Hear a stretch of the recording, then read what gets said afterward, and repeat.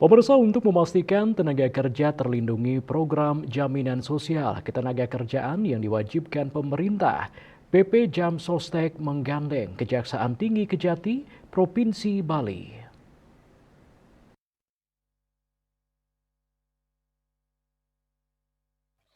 Kepala BP Jam Sostek Cabang Bali dan Pasar Cep Nandi Yunandar menjelaskan pihaknya menggandeng Kejati sebagai tindak lanjut dari kegiatan law enforcement.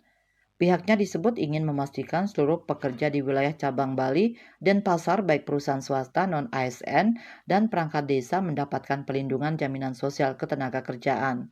Komitmen itu diakui akan semakin kuat dengan sinergi bersama pemerintah daerah dan Kejati Bali.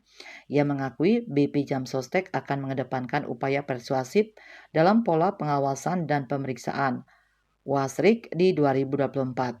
Tiga skema itu berupa soft, medium, dan normal. Strategi soft berlaku untuk memberi pekerja atau badan usaha (PKBU). Langkah yang dilakukan untuk kategori soft adalah memaksimalkan proses preventif edukasi dan validitas data upah dan tenaga kerja. Sedangkan strategi medium diberlakukan bagi PKBU terdampak tetapi masih memiliki kemampuan finansial. Ia ingin memberikan informasi penguatan substansi bahwa BP Jam Sostek hadir sebagai perpanjangan tangan pemerintah untuk memastikan berjalannya perlindungan pada masyarakat khususnya para pekerja.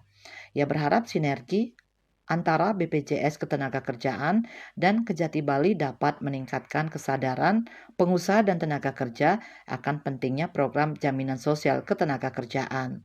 Citamaya Bali Pos melaporkan.